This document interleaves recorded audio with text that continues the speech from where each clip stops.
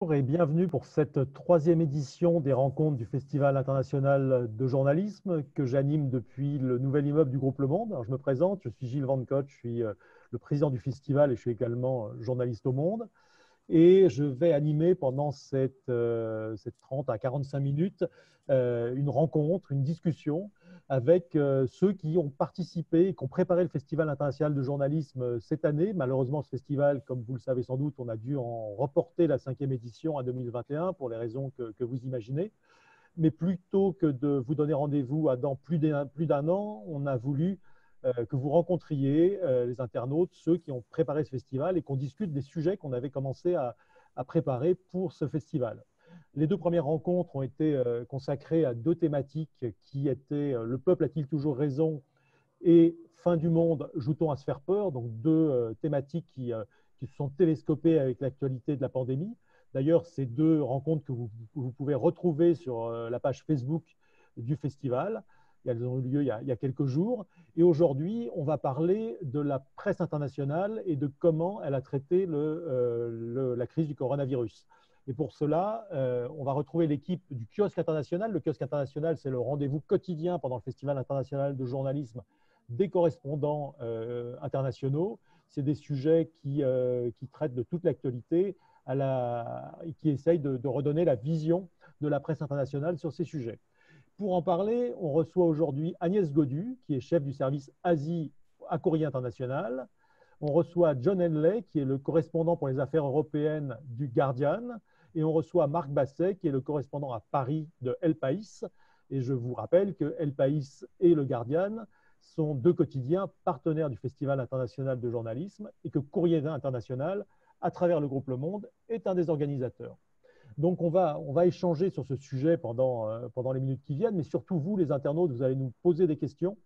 Et ces questions, c'est Sonia Junot, qui est directrice du Festival international de journalisme, qui va les recueillir, les sélectionner et nous les relayer. Donc, dès maintenant, vous pouvez poser vos questions sur la façon dont les médias internationaux, français et internationaux, ont couvert cette crise du coronavirus, vos questions, vos avis, et on va en discuter ensemble. Donc, tout de suite, je vais vous poser d'abord une question. Agnès, je vais te poser la question la première. Comment, depuis 2 mois déjà, toi, travailles-tu et comment l'équipe de Courrier International s'organise-t-elle pour faire paraître toutes les semaines le journal, puisqu'il paraît toutes les semaines et il est évidemment tous les jours sur Internet actualisé? Alors, nous travaillons entièrement en télétravail depuis le confinement, ce qui est une gymnastique très particulière et à laquelle, ma foi, on a bien dû s'adapter, à peu près, je pense d'ailleurs, comme toutes les rédactions. Et nous sortons effectivement un journal papier toutes les semaines et nous alimentons un site assez riche tous les jours. Marc, donc toi, tu travailles pour El País à Paris. Tu es correspondant, je crois, depuis 2 ans à Paris d'El País. Quand on est correspondant à Paris d'un journal comme El País, est-ce qu'on reste confiné ou on est obligé de sortir pour aller voir un peu ce qui se passe? Alors, la plupart du temps, je suis resté confiné et j'ai travaillé beaucoup de la maison, plus que d'habitude. En fait, il faut dire que pour beaucoup de correspondants, le télétravail est notre vie quotidienne depuis des années. Nous avons toujours télétravaillé d'une certaine manière et nous étions habitués à cette méthode. Mais qu'en tant que correspondant, donc, comme je vous disais, j'ai travaillé beaucoup de la maison avec le téléphone, mais aussi j'ai fait des sorties. Alors, j'ai fait des reportages dans la vallée de Paris et je suis aussi allé faire un voyage dans la frontière entre la France et l'Allemagne pendant 3 jours pour expliquer tous les problèmes de frontières et pour voir un peu ce qui se passe dans les routes, sur les petits villages. Voilà. Alors John, toi tu n'es pas correspondant à Paris, tu t'occupes des affaires européennes, mais quelles ont été les consignes du Guardian à ses correspondants à l'étranger dans des pays comme la France, pays confinés, pour cette période? Bah, écoutez, ça a été assez délicat. Ça dépend un petit peu aussi de chaque correspondant. On a, par exemple, plusieurs correspondants qui ont de très jeunes enfants, par exemple, et c'était problématique. Il y avait une question de correspondants qui étaient évidemment, par exemple, en Italie, en Espagne, confinés avec de jeunes enfants qui n'allaient plus à l'école ou à la crèche. Il y avait vraiment surtout des problèmes donc de nature tout à fait pratique. Donc voilà, on a tous beaucoup travaillé, ou essayé de travailler en télétravail. Ça n'a pas toujours été facile. Moi, comme tu dis, Gilles, je suis correspondant Europe. Donc moi, essentiellement, quasiment tous les jours, depuis le début de la crise, j'ai fait le grand résumé de tout ce qui s'est passé un peu sur le continent, en prenant une partie de tout ce que mes collègues à Berlin, à Madrid, à Rome ont écrit. Alors, on va revenir 4 mois en arrière, donc on est début janvier. Agnès, peux-tu nous dire quand est-ce que sont apparus les premiers signaux d'une couverture de la presse chinoise de ce qui allait devenir la grande pandémie? Est-ce que c'est quelque chose qui a tardé à se manifester? Comment tu as vu les choses se passer à cette époque aujourd'hui lointaine?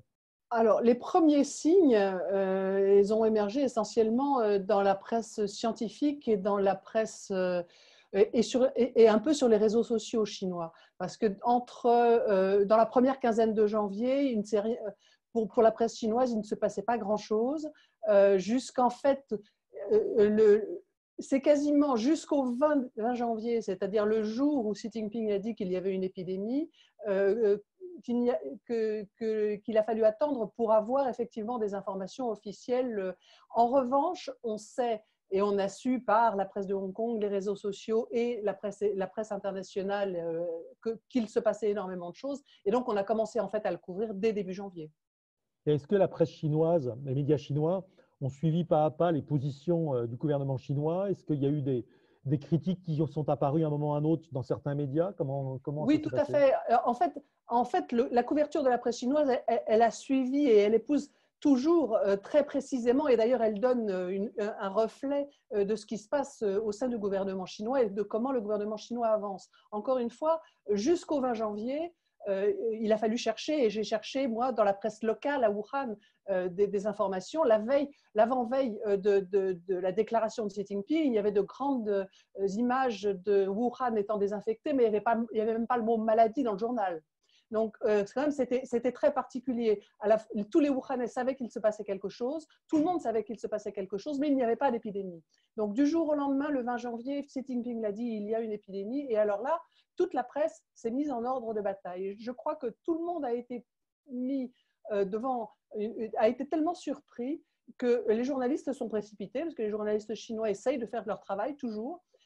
Ils ont énormément couvert à ce moment-là, et dans les 10 jours qui ont suivi, il y a eu énormément de reportages, d'enquêtes, de choses dans tous les sens. Bon, alors bien sûr, ça n'a pas duré, parce qu'il y a un moment où le centre a essayé de reprendre les choses en main, et donc Pékin, en gros, au courant février, a commencé à sanctionner sérieusement tout ce qui était journaliste indépendant. Il y a un certain nombre qui ont été mis en prison d'ailleurs. Et a envoyé, alors ça c'est une méthode extrêmement pratique, des journalistes chargés de couvrir de manière positive. Donc en fait, on remplace les uns par les autres, on a continué à couvrir. Il n'y a jamais eu de rupture dans la couverture, sauf dans le contenu. Il y a un journal qui se détache particulièrement dans la couverture de cette épidémie, c'est un magazine économique, c'est Caixin. D'accord. Alors, on va revenir un peu vers l'Europe. Marc, comment tu comparerais la couverture de la pandémie par les médias français et les médias espagnols? Est-ce que le ton est le même? Est-ce qu'on est plus catastrophiste d'un côté, plus critique envers le gouvernement de l'autre? Qu'est-ce que tu tires comme leçon de ces 2 mois depuis le début de cette période de confinement et la période qu'on connaît aujourd'hui? Alors, je crois qu'on est devant un phénomène ou un épisode historique unique dans le sens, et aussi du point de vue des journalistes, dans le sens où c'est une crise vraiment globale, où cette crise se passe presque partout de la même manière. Les correspondants, habituellement, nous racontons ce qui se passe dans notre pays et qui est exotique ou étranger pour nos lecteurs. Dans cette crise, c'était très difficile parce que ce qui se passait en France, quand je l'explique en Espagne, c'était passé en Espagne 4 ou 5 jours avant. Et je crois qu'on peut dire la même chose pour la plupart des pays où cette crise a percuté. Quant à la couverture de la presse, pour cette raison précisément, je ne trouve pas de différence essentielle. les reportages, les sujets, les problématiques, les failles des gouvernements, comme elles étaient très similaires, au moins entre les deux pays auxquels je suis lié, la France où je travaille et l'Espagne qui est mon pays. Donc la presse faisait une couverture assez similaire. S'il faut chercher des différences, je dirais qu'il y a une plus grande polarisation dans la presse espagnole, qui n'est pas nouvelle. Ça existait déjà avant et ça s'est vu dans cette crise. Cette crise a accéléré et mis la loupe sur beaucoup de phénomènes qui existaient déjà, par exemple. Et je vois ça dans la couverture de la presse espagnole, par contraste avec la presse française, qui est beaucoup plus polarisée que la presse française. Qu'est-ce que tu entends par polarisé? J'entends par exemple qu'il y a une presse d'opinion qui a été très sévère envers le gouvernement, par exemple. Ça, on l'a vu en France aussi, mais je dirais que pas d'une manière aussi claire et tranchée comme en Espagne. C'est vrai qu'en France aussi, les différents journaux ont des positions sinon idéologiques, des visions du monde différentes, non? Mais je dirais qu'en Espagne, c'est plus tranché. C'était plus tranché déjà avant la crise, ça l'est maintenant. D'accord. Je vous rappelle que vous pouvez poser toutes vos questions ou intervenir directement sur la page Facebook sur laquelle vous regardez ce live. On attend vos questions, vos interrogations et on les relayera auprès de nos trois invités. John, toi, du côté du Royaume-Uni, est-ce que c'est le même constat que tu fais que Marc avec l'Espagne? Est-ce que c'est un traitement assez similaire ou est-ce que vous avez la chance d'avoir la presse tabloïde en plus qui parfois… il va franco, il va franchement. Comment ça s'est passé au niveau de la couverture par les médias britanniques? Oui, écoutez, on a une presse extrêmement partisane en Grande-Bretagne et on a une presse de droite, non seulement les tabloïds, mais quelques grands journaux tels The Daily Telegraph, par exemple, The Daily Mail, qui ne sont pas forcément des tabloïds, mais qui soutiennent de façon vraiment appréciable le gouvernement de Boris Johnson. On a eu aussi, je pense qu'il faut le dire, la malchance d'avoir un Premier ministre qui a failli y passer au Covid-19, qui a été hospitalisé en soins intensifs pendant plusieurs jours, qui ensuite est sorti de l'hôpital et quelques jours après, avec sa nouvelle compagne, a eu un enfant. Donc il y avait une sorte d'histoire extrêmement humaine au milieu de tout ça. Ça s'en est mêlé pas mal dans la couverture. Ça s'est vu dans la couverture de beaucoup des journaux britanniques. Mais ce que je dirais surtout, je pense, par rapport à la couverture de la presse du Covid-19, c'est qu'il y a eu des parallèles, je constate vraiment des parallèles assez remarquables avec la couverture du Brexit. Parce que, tout simplement, la façon dans laquelle Boris Johnson a essayé de gérer cette crise, il y avait quand même beaucoup de parallèles avec le Brexit. Il a constamment fait appel au sens de la fierté de la nation, le fait que les Anglais étaient tout seuls face à ce méchant virus. Que voilà, un appel à ce sens d'exceptionnalisme britannique, qu'on allait tous se battre et qu'on allait vaincre le Covid-19.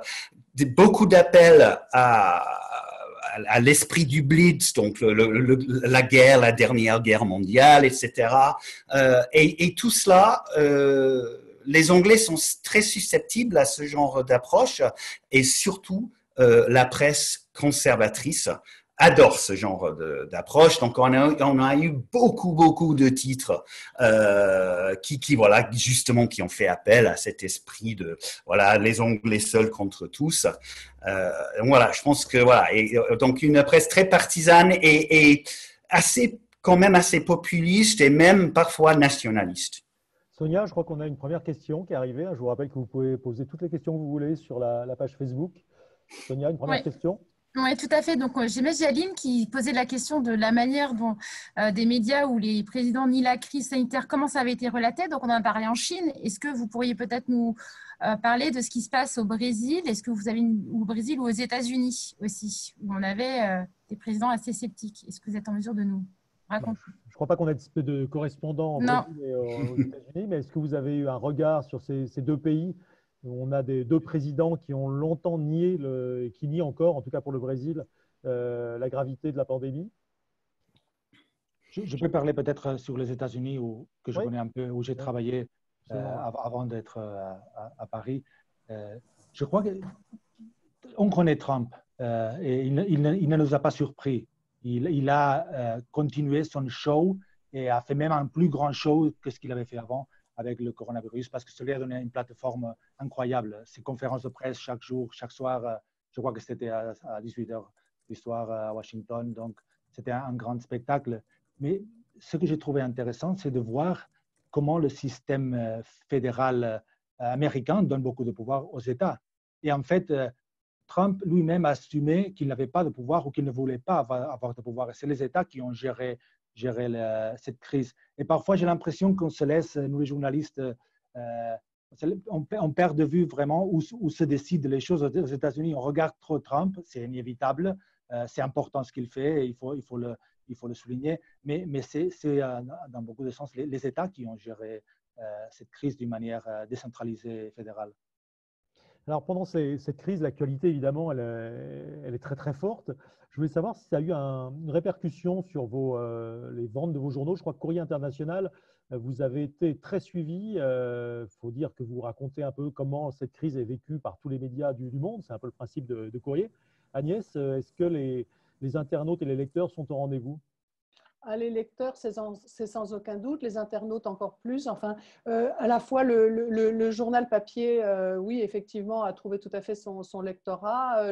Le site également, on a connu des chiffres de lectorat absolument jamais vus. Donc oui, je crois que bon, nous avons la chance d'apporter effectivement des points de vue et des événements vus de l'étranger qui peut-être aussi en cette période de crise où on était tous en train d'écouter les décomptes en France, particulièrement le nez dessus, le fait de prendre un petit peu de large et de hauteur, même pour aller voir la même thématique, a été bienvenu. John, est-ce que alors le Guardian, c'est maintenant un journal international, c'est une marque internationale, mais est-ce que du côté britannique, les gens se sont précipités? Je ne sais pas si les kiosques, enfin si les points de vente sont restés ouverts comme en France ou pas. Est-ce que en tout cas l'audience est au rendez-vous? Je pense que c'est le grand problème de cette crise, en fait. C'est que le journal papier, et ce n'est pas que The Guardian, ça s'est vu avec toute la presse britannique, les ventes des journaux papier ont chuté de façon vraiment dramatique. On a vu pas tant de journalistes, mais beaucoup d'employés des groupes de presse qui ont été mis au chômage partiel. La presse en général a connu vraiment des problèmes financiers considérables, mais en même temps, comme dit Agnès, le trafic sur le site, sur notre site, les gens, c'est clair qu'ils avaient un énorme besoin d'information, d'être informés. Donc, les gens se sont connectés sur notre site dans des nombres incroyables, des chiffres records, mais en même temps, voilà, les reçus ou les revenus ont considérablement baissé. Donc, voilà, c'est un peu le paradoxe d'une crise de cette nature. Je vous rappelle que vous pouvez poser vos questions sur la page Facebook du festival et nous y répondrons presque instantanément, donc n'hésitez pas. Posez-nous toutes les questions qui vous traversent la tête, aucune question n'est taboue. Marc, est-ce qu'en Espagne, la situation est un peu similaire à celle que décrit John au Royaume-Uni? Est-ce que les points de vente sont restés ouverts pour la vente des journaux ou est-ce que tout s'est reporté sur le numérique? Le paradoxe que John décrivait est exactement le même. Les points de vente sont restés ouverts, mais le confinement était très strict en Espagne, même plus strict qu'en France, puisqu'au début, dans les premières semaines, on ne pouvait pas aller faire du jogging, les enfants ne pouvaient pas sortir, ces promenades n'étaient pas autorisées. Donc, la difficulté d'accéder au kiosque et à l'édition papier, qui déjà commençait depuis des années, est en descente, a eu un impact. Et par contre, il y a eu aussi une explosion de demandes d'informations sur les sites.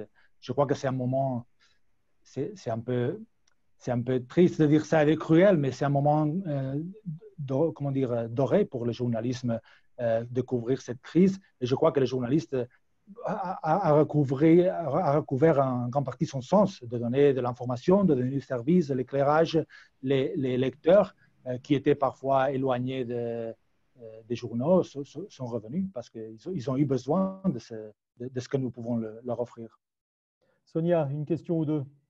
Tout à fait. Donc, comme vous disiez, il y a vraiment une appétence. Les gens cherchaient à avoir de l'information, beaucoup d'informations. On n'avait au début pas des informations très correctes. En France, on est très sévère aujourd'hui par rapport à tout ce que le gouvernement, tout ce que les scientifiques nous ont annoncé les premières semaines. Comment ça s'est passé à l'étranger, ces vérités, contre-vérités qui sont arrivées au fur et à mesure?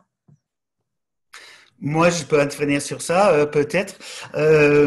Oui, je pense qu'il y a, ce qu'il faut dire, je pense qu'il faut constater, c'est qu'il y a quasiment aucun gouvernement au monde qui n'a pas fait d'erreur pendant cette crise. C'était une crise inédite. Tout le monde se retrouvait au début de la crise face à des conseils scientifiques qui étaient parfois divisés, des scientifiques même qui n'étaient pas sûrs exactement dans quelle direction ça allait partir, qui ont donné des conseils parfois contradictoires. Et tous les gouvernements au monde ont été face à ce même problème. Et je pense que tous les gouvernements au monde ont fait des erreurs. Et ensuite, on peut dire qu'il y en a qui ont fait peut-être plus que d'autres, surtout ceux qui ont beaucoup attendu. Et là, je pense au gouvernement de Boris Johnson, dans mon pays, à Grande-Bretagne, évidemment, Trump et Bolsonaro, ceux qui, en gros, ont dit écoutez, on va s'en sortir, on a le meilleur système de santé au monde, on est bien préparé, ce virus ne va pas nous toucher comme les autres pays au monde. Bon, voilà, ils ont eu tort. Mais ce qui est fascinant, ce qui me fascine vraiment moi aussi, c'est comment comme vous dites, Sonia, comme tu dis, les Français sont extrêmement sévères par rapport à la gestion de la crise du gouvernement Macron. Il y a quand même un truc assez culturel là, je trouve, parce qu'il n'est pas normal que les derniers sondages que j'ai vus au moins, à peu près plus de 60% des Anglais disent qu'ils sont satisfaits de la gestion de la crise du coronavirus par le gouvernement de Boris Johnson. À peu près 38% des Français disent la même chose. Je veux dire, objectivement, ce n'est pas la gestion de la crise de ces deux gouvernements qui explique cet écart, ce décalage. Donc, pour moi, je reviens, en fait, je pense que les Français sont extrêmement sévères sur leur gouvernement, les Anglais peut-être beaucoup trop tolérants. Agnès, qu'est-ce que tu peux nous dire la question m'intéresse à double titre. D'abord parce que en Chine, il est de notoriété publique que les choses ont été cachées pendant au moins 3-4 semaines.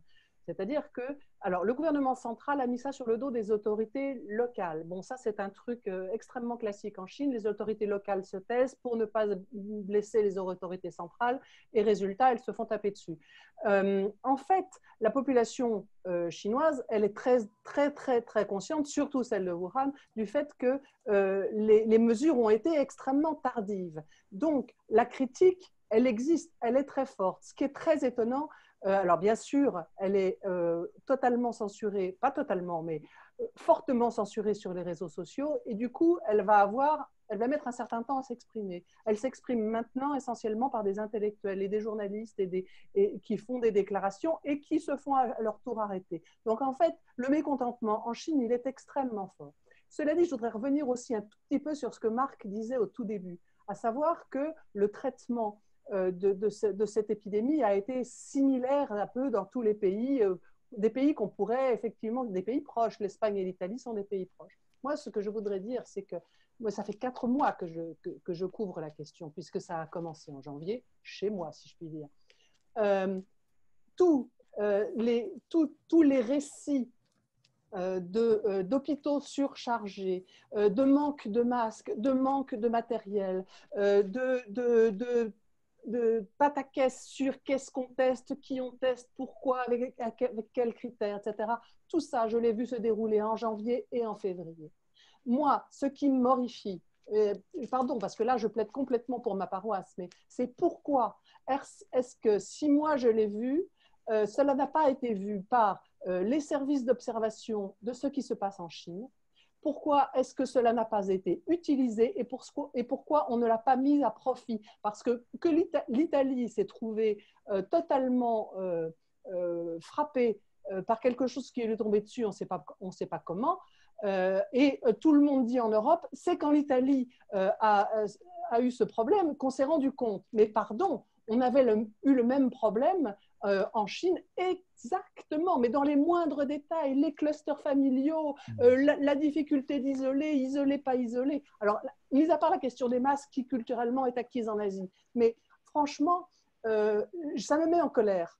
Ça me met en colère parce que ça veut dire qu'on ne regarde pas réellement ce qui se passe en Chine, qu'on ne regarde que la surface de ce qui se passe en Chine. Donc, voilà, c'est la couverture qui en a été faite, finalement, de ce point de vue-là, par la Chine, elle n'a pas été si mauvaise que ça. Les Chinois sont très en colère, ont du mal à le dire, mais en tout cas, les retards pris en Europe, ils sont aussi un tout petit peu de la faute des administrations européennes, de qui, je ne sais pas. Sonia, il y a des questions qui arrivent? Oui, tout à fait. Alors déjà, j'ai un petit bonjour de la Turquie, Kenan, qui nous regarde. Donc voilà. Alors, j'ai Michel qui se demande si vous, alors pour John et Marc, si vous avez connu des pressions de la part de diverses directions pour rendre compte de leurs approches de la pandémie. Des pressions de vos directions de la rédaction? Ouais. Personnellement, non. Et c'est toujours une question, c'est une question qui revient très très souvent. Est-ce qu'on reçoit des pressions? Moi, je suis journaliste depuis un petit peu moins de 40 ans. Et ça fait 30 ans que je travaille pour The Guardian, et moi, je peux dire vraiment la main sur le cœur, j'ai jamais reçu le moindre consigne de comment couvrir un événement ou une actualité. Voilà ma réponse. Marc, oui, c'est la même réponse. La direction, c'est des journalistes comme nous qui veulent faire un bon produit, donner des bonnes informations rigoureuses et crédibles pour nos lecteurs. Évidemment, dans tous les journaux, comme dans toutes les équipes, il y a des discussions sur les approches, sur les méthodes, mais pas dans le sens de pression où on s'imagine parfois. Moi, je suis un peu plus jeune, ça fait 20 et quelques années que je travaille dans le journalisme. J'ai travaillé dans des journaux et ça n'a jamais arrivé. Et moi, je dirais qu'une grande partie de mon métier, c'est de trier les informations entre les informations véridiques, fiables, probables ou manipulées. Et alors, je rebondis sur ta question, Agnès, puisque il y a Henri qui pose la question de savoir avec quels journaux chinois Courrier International travaille. Sans aucune exclusive, la presse officielle, la presse commerciale. Bon, c'est un petit peu... comment dire? Là, en l'occurrence... dans un cas où il va être forcément difficile d'avoir des informations parce que c'est sensible, une catastrophe c'est sensible, j'avoue que je vais directement aux journaux des plus grandes qualités où je sais trouver les journalistes les plus percutants et j'ai le plus de chances d'aller trouver des enquêteurs. En l'occurrence, effectivement, je n'ai pas été déçue en allant voir Caixin, qui est un grand magazine qui a toujours fait énormément d'enquêtes.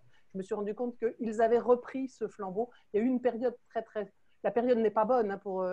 Il y a eu des périodes meilleures au début du siècle, si je puis dire. Mais depuis 10 ans, la presse chinoise est particulièrement censurée. Là, ils ont travaillé avec une grande ardeur et ils ont fourni des choses formidables que je pense on peut mettre des mois à exploiter si on fouille bien. Donc voilà, après... tout dépend du genre d'événement. Si c'est très sensible, je vais aller à Hong Kong, à Singapour, à Taïwan. Si certaines informations dans la presse économique, enfin, ça dépend beaucoup de ce que je cherche, mais il n'y a aucune exclusive.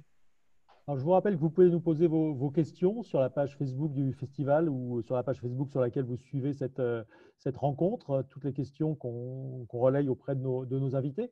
Agnès, j'avais une autre question pour toi. Quel est le regard des médias chinois sur la façon dont les gouvernements occidentaux gèrent la crise? Un peu narquois, forcément. Narquois sans le dire, mais enfin… là, pour le coup, la presse chinoise qui traite en général l'information internationale d'assez loin, hein, la presse chinoise a peu de correspondants à l'étranger, l'information arrive essentiellement soit par l'agence officielle Xinhua, soit par un certain nombre d'organismes qui sont aussi des agences officielles en fait. Donc, en fait, la presse chinoise reproduit massivement des articles d'agences, ou bien retravaille et fait de la revue de presse. Enfin, ça c'est quelque chose qui s'est beaucoup développé. Et avec assez peu de commentaires, parce que le commentaire de l'actualité internationale est quelque chose de réservé, de très censuré. En conséquence, les éditoriaux, il y en a en général un ou deux dans la journée sur un événement international. Et oui, sur les États-Unis et sur la Grande-Bretagne, certes, il y a des commentaires carrément plus que narquois, mais dans ces cas-là, ce sont des blogs. C'est-à-dire qu'on autorise des choses à ceux qui écrivent de manière indépendante sans être vraiment les officiels. Les officiels sont plus mesurés. Sonia, une autre question? Alors, j'en ai une autre qui est tombée sur Courrier International, qui est posée par Marc. Elle est un peu drôle, mais ne faudrait-il pas que Trump soit atteint de Covid-19 pour que sa popularité remonte à l'instar de ce qui s'est passé pour Boris Johnson? Est-ce qu'il y a une réponse? Est-ce qu'il y a une réaction à ça? C'est plutôt une réaction, mais elle est assez Ouais. drôle. Non, par contre, j'ai Lou qui se pose la question, est-ce que vous pensez qu'on en a trop fait? Est-ce qu'on a trop traité du Covid pendant ces 2 mois? Est-ce que la question s'est posée dans vos rédactions? Alors nous, on a reçu quelques lettres de lecteurs, je peux en témoigner, qui disaient oui, bon, le Covid, c'est bien, c'est important, mais on aimerait que vous nous parliez d'autre chose. Est-ce que c'est le cas aussi dans vos médias respectifs? Est-ce qu'il y a eu des réflexions là-dessus? Pas que je sache. Cela dit, j'ai pas vu tous les courriers des lecteurs qui sont arrivés au siège du Guardian à Londres.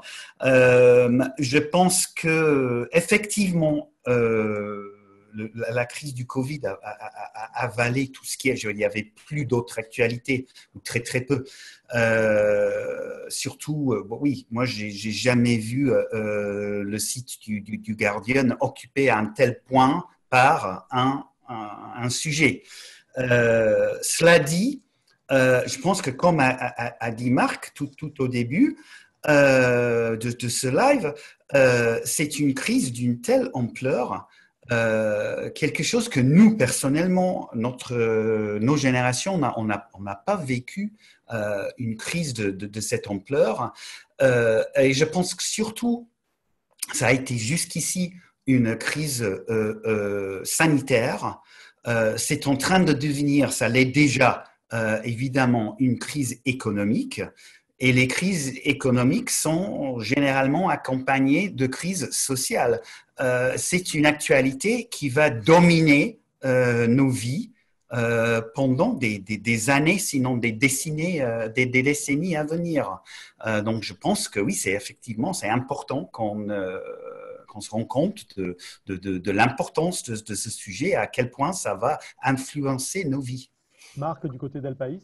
Oui, personnellement, je n'ai pas reçu ce genre de message, mais je me pose évidemment la question, je me la suis posée, est-ce qu'on peut couvrir l'actualité dehors le coronavirus? Pendant les premières semaines du confinement, je trouvais ça très difficile parce que le coronavirus occupait tout l'espace et ça aurait même pu sembler frivole d'une certaine manière de faire des sujets qui n'aient pas à voir avec cette actualité. Et moi-même, j'avais des sujets, je ne sais pas comment on dit en français là, donc gardés, que je devais publier et je les ai gardés parce que ça n'avait pas beaucoup de sens de raconter une autre histoire au milieu de cette crise dramatique. Mais je crois que si on parle du métier comme journaliste, il faudra chaque jour plus se poser la question, est-ce qu'il faut essayer de trouver d'autres angles et apporter aux lecteurs qui peut-être commencent à en avoir trop, même si, comme dit John, ça va durer des mois et des années.